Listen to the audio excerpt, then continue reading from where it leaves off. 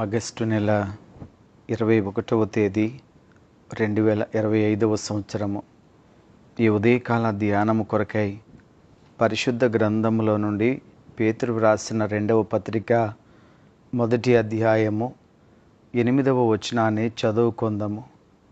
ఇవి మీకు కలిగి విస్తరించిన ఎడల అవి మన ప్రభు అయిన యేసుక్రీస్తును గూర్చిన అనుభవ జ్ఞాన విషయంలో మిమ్మను సోమరులైనను నిష్ఫలులైనను కాకుండా చేయును.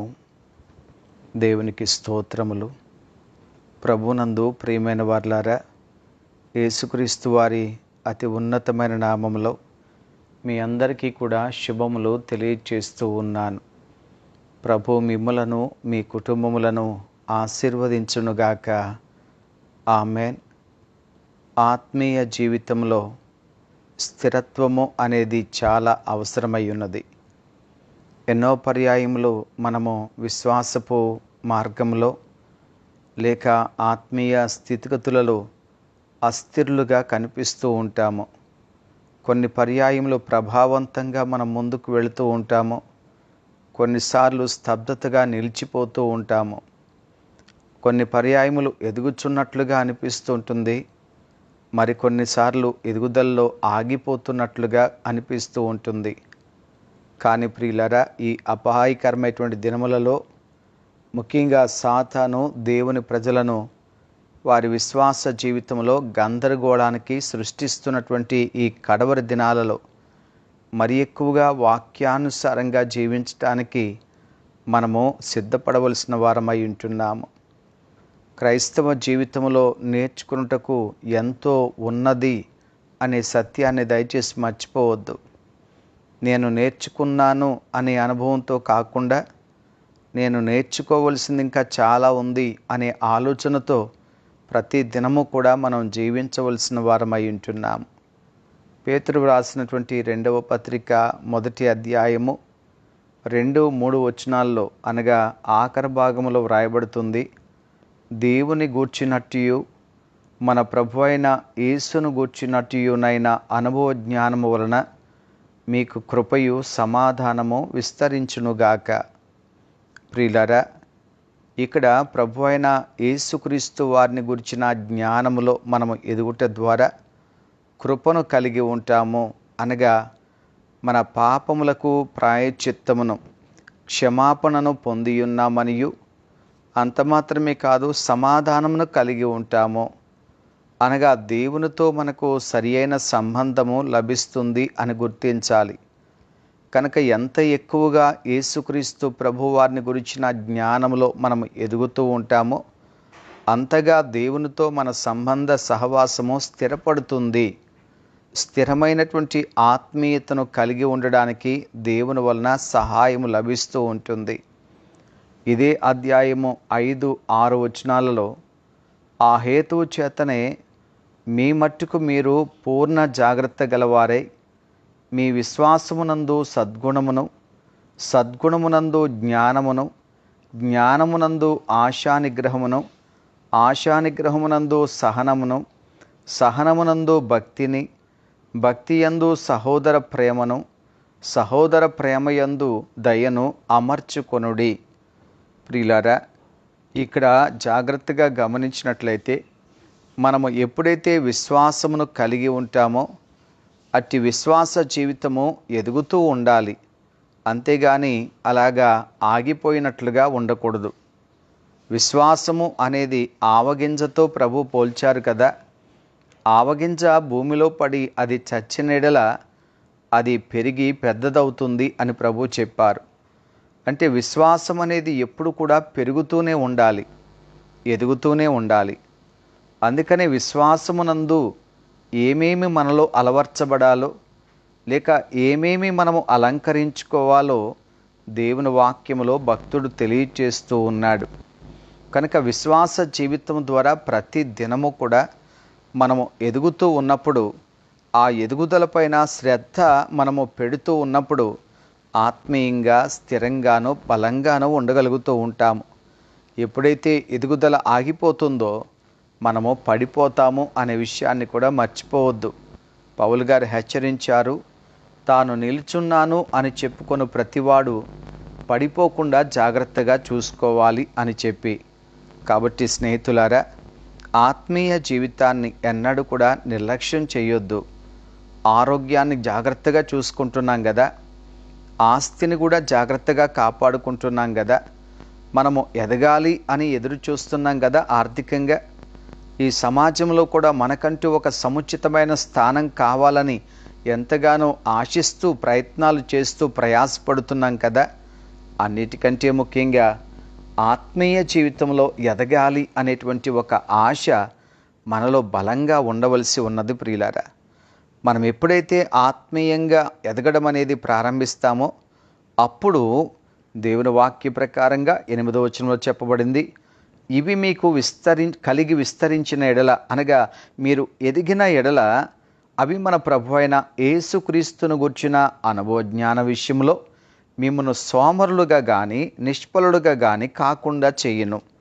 అంటే దాని అర్థం ప్రియులారా, ఎప్పుడైతే మనము ఎదిగే వారముగా ఉంటామో యేసుక్రీస్తు ప్రభును గురించినటువంటి జ్ఞాన విషయంలోను, అలాగే దేవుని గురించినటువంటి సత్య విషయంలోనూ మనం ఎదిగే వారముగా ఉంటామో అప్పుడు మనము ఫలహీనులుగా కాదు, ఫలభరితులుగా మార్చబడుతూ ఉంటాము. మనము ఫలించాలని, బహుగా ఫలించాలని దేవుడు కోరుకుంటూ ఉన్నారు. అందుకనే ప్రియులారా, మన ఆత్మీయ జీవితంలో దేవుడు కనిపెట్టేది మనము ఎంత ఎదిగాము అని మాత్రమే కాదు, ఎంత ఫలించాము అని కూడా దయచేసి మర్చిపోవద్దు. మొదటి ఆ సంకీర్తనలో జ్ఞాపకం చేయబడుతున్నటువంటి మాటను ఒకసారి చూద్దామండి. అది కీర్తన గ్రంథం మొదటి సంకీర్తన 3వ వచనం. అతడు నీటి కాలవల యోరం నాటబడినదై ఆకువాడక తన కాలమందు ఫలమిచ్చు చెట్టు వలె ఉండును. అతడు చేయనిదంతయు సఫలమగును అని చదువుతున్నాము. ఆకువాడక ఈ మాటకు ప్రియులారా, వారు ఆగిపోరు, కానీ వారు ఎప్పుడు కూడా జీవాన్ని కలిగి ఎదుగుతూనే ఉంటారు. ఎదగడం మాత్రమే కాదు, ఫలమిస్తారు అని కూడా వాక్యంలో వ్రాయబడింది. ఎప్పుడు మనము ఆకు వాడకుండా ఫలమిచ్చే వారముగా ఉంటాము అనంటే 2వ వచనంలో చూస్తాము, యెహోవా ధర్మశాస్త్రమునందు ఆనందించుచు దివారాత్రము దానిని ధ్యానించువాడు ధన్యుడు. అంటే దేవునితోనూ దేవుని వాక్యముతోనూ మనకు సరియైన సహవాసము ఉండాలి. సరియైన సహవాసం ఉండాలి. ప్రియ దేవుని బిడ్డలారా, సరియైన సహవాసం ఎప్పుడైతే దేవునితోనూ దేవుని వాక్యముతోనూ మనము కలిగి జీవిస్తామో అప్పుడు మనము ఆకు వాడక ఫలమిచ్చే చెట్టులాగా ఉంటాము. దేవునితో సహవాసము లేకుండా మనము ఫలించే అనుభవంలోనికి రాలేము ప్రియులారా. కనుక ఎప్పటికప్పుడు పరీక్షించుకోవాలి, దేవునితో నా సహవాసము ఏ రీతిగా ఉంది. యోహాను సువార్త 15వ అధ్యాయము 5వ వచనం ప్రకారంగా, ద్రాక్షావల్లిని నేను, తీగలు మీరు. ఎవడు నా యందు నిలిచియుండునో, నేను ఎవని యందు నిలిచియుందునో వాడు బహుగా ఫలించును. నాకు వేరుగా ఉండి మీరేమీ చెయ్యలేరు. ఈ వచనం ద్వారా మనం తెలుసుకుంటున్న సత్యం ఏమిటంటే, దేవునితో మనకు బలమైన సంబంధం ఉండాలి. దేవునితో బలమైన సంబంధాన్ని కలిగి ఉన్నప్పుడు మనం బహుగా ఫలిస్తాము. కనుక ఒకటి దేవునితో సంబంధము, రెండవది దేవునితో సహవాసము. కనుక ఈ రెండు కూడా మన జీవితంలో కాపాడుకున్నప్పుడు ఆత్మీయతలో స్థిరంగా ఉంటాము, ఎదిగే వారముగా ఉంటాము, ఫలించే వారముగా కూడా ఉంటాము. కాబట్టి ప్రియులారా, దేవునితో మన సంబంధం ఎలా ఉంది, దేవునితో మన సహవాసం ఎలా ఉంది, దేవుని యొక్క వాక్యముతో మనం ఎలాంటి సంబంధాన్ని కలిగి ఉన్నాము. జస్ట్ వినేస్తే సరిపోతుంది అనుకుంటున్నామా, లేక వాక్యం నా హృదయంలో ఉండాలి అని ఆశిస్తూ వాక్యానుసారంగా నేను జీవించాలి అనేటువంటి ఆ గొప్ప ఆశతో మనం జీవిస్తూ ఉన్నామా ఒకసారి పరీక్షించుకోవాలి. అలాగే దేవునితో మన సంబంధము చాలా పటిష్టంగా ఉండాలి. ఎంత పటిష్టంగాను అంటే, ద్రాక్షావల్లిని నేను, తీగలు మీరు అని ప్రభు చెప్పినట్లుగా. కనుక తీగె తనంతట తానుగా బ్రతకలేదు. ద్రాక్షతో ఉన్నప్పుడే దానికి ఒక ఉనికి ఉంటుంది, జీవం ఉంటుంది. అలాగే దేవునితోనే మన జీవితానికి ఒక అర్థం ఉంటుంది ప్రియులారా. దేవునితో సంబంధం లేకుండా మనం జీవించడం అసాధ్యం. ఎందుకంటే ప్రభు చెప్తున్నారు, నాకు వేరుగా ఉండి మీరేమీ చేయలేరు. కనుక ఈ ఉదయకాలం వాక్యం ద్వారా ప్రభు మనతో మాట్లాడుతూ ఉన్నారు. మనము నేర్చుకోవడం ప్రారంభించాలి, మనము ఎదగడం ప్రారంభించాలి, మనం దేవునితో సంబంధాన్ని పటిష్టపరుచుకోవాలి, దేవునితో ఎడతెగకుండా సహవాసాన్ని కలిగి జీవిస్తూ ఉండాలి. అప్పుడు మాత్రమే మనము నిష్ఫలులము కాకుండా, వ్యర్థమైనటువంటి పరిస్థితుల్లోనికి వెళ్ళిపోకుండా మన జీవితం చాలా అర్థవంతంగా ఉంటుంది, ఫలభరితంగా ఉంటుంది. ఒక రోజున ప్రభు మన జీవితంలో ఉన్న ఫలాలను చూసి ఆయన సంతోషభరితులుగా ఉంటారు. వ్యర్థమైనటువంటి అంజురపు చెట్టులాగా కాకుండా ఫలించేటువంటి ద్రాక్షవల్లిలాగా ఎప్పుడైతే మన జీవితాలను మనం మార్చుకుంటామో, దేవుని చేతికి అప్పగించుకుంటామో, అది నిజంగా మనకు సంతోషాన్ని ఇస్తుంది. తద్వారా దేవుని కూడా మనం మహిమపరచగలుగుతూ ఉంటాము. కనుక ఉదయకాలం వాక్యము ద్వారా మన ఆత్మీయ జీవితాలను పరీక్షించుకుందాం. విశ్వాసములో ఎదగాలి. విశ్వాసములో ప్రియులారా మనము ఫలించే వారముగా ఉండాలి. ఆత్మీయ జీవితము దేవునికి మహిమకరంగా ఉండునట్లుగా చూసుకోవాలి. అలా ఉండుటకు ప్రభు మనందరికీ సహాయం చేయునుగాక. ఆమెన్. మహాపరిశుద్ధుడైన మా ప్రియ ప్రభువా, యేసయ్యా మీకు వందనాలు చెల్లిస్తున్నాము నాయన. ఇవి మేము కలిగి ఉన్నప్పుడు నాయన మిమ్ములను గుర్చినటువంటి ఆత్మీయ జ్ఞానములో ఏ కొదువ లేకుండా మేము ఫలభరితులుగా ఉంటాము అని వాక్యము ద్వారా తెలియచేశారు. ప్రభువా, మేము విశ్వాసము కలిగి ఉండి విశ్వాస సంబంధమైనటువంటి వాటిని అలవర్చుకోవడంలో ఎదిగే వారముగా ఉండి మా ప్రభువా ఫలించాలి అని మీరు కోరుకుంటూ ఉన్నారు. కనుక మా ఆత్మీయ జీవితాలను స్థిరపరచండి నాయన. చంచలమైనటువంటి పరిస్థితుల్లో నుండి మా ప్రభువా కొంతకాలం ఎదుగుతూ మరి కొంతకాలం ఆగిపోయే వారముగా కాకుండా, ఆసక్తి కొంతవరకే ఉండి తర్వాత తగ్గిపోయే పరిస్థితులు కాకుండా, నులివెచ్చనగా మారిపోయినటువంటి పరిస్థితుల్లో కాకుండా, తీవ్రమైనటువంటి ఆ పరిస్థితులు ప్రభువా ఆసక్తి మాలో కలుగు చేయమని వేడుకుంటున్నాం. ఎల్లప్పుడూ వెచ్చగా ఉండుటకు మాకు నేర్పించండి. మా ఆసక్తి తగ్గిపోకుండా కాపాడండి ప్రభువా. మేము విశ్వాసములో ఎదగాలి ప్రభువా, ఇంకా ఇంకా ఎదగాలి.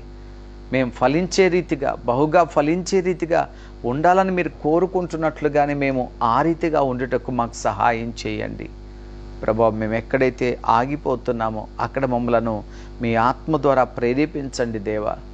ఎక్కడైతే మేము ఫలించలేకపోతున్నామో ఆ పరిస్థితుల్లో ప్రభువా మమ్మలను ఫలభరితంగా మార్చమని వేడుకుంటున్నాము తండ్రి. వాక్యం విన్న మీ బిడ్డలమైన మేమందరము కూడా మా ఆత్మీయ జీవితాలను ఒక్కసారి పరీక్షించుకునడానికి సహాయం చేయండి. మీ మాటలు విన్న వారిని దీవించండి నాయన. వారికి, వారి కుటుంబాలకు క్షేమము దయచేయండి. ఎవరైతే తీవ్రమైన అనారోగ్యముల చేత బాధపడుతున్నారో వారందరికీ స్వస్థత దయచేయండి ప్రభువా. ఆయా సమస్యలతో నలిగిపోతూ మేము ఒంటరి అయిపోయామని ఆవేదన చెందుతున్నటువంటి బిడ్డలను మీరున్నారు అనేటువంటి విశ్వాసంలోనికి నడిపించండి దేవా. మీరు ఇమ్మానుయేలు దేవుడై ఉన్నారని, ఎన్నడూ విడిచిపెట్టరని మా ప్రభువా వారు గ్రహించడానికి సహాయం చేయండి. దైవజనుల కొరకు మీకు స్తోత్రాలు. పరిచర్యలో ప్రభువా ఎదురవుతున్న ప్రతి పరిస్థితిని కూడా మీ ద్వారా వారు దాటడానికి సహాయం చేయండి. ఘనమైన సేవ చేయడానికి వారిని బలపరచండి దేవా. వారిని, వారి కుటుంబాలను దీవించండి తండ్రి. వారికి కావాల్సిన సహాయం అందించండి. మీరు ఆఖరికి మమ్మల్ని సిద్ధపరచమని యేసు నామమున ప్రార్థిస్తున్నాము తండ్రి. ఆమెన్. తండ్రి అయిన దేవుని ప్రేమ, ప్రభువైన యేసుక్రీస్తు వారి కృప, పరిశుద్ధాత్మ దేవుని యొక్క సన్నిధి సదాకాలం మీకు అందరికీ తోడై ఉండునుగాక. ఆమెన్.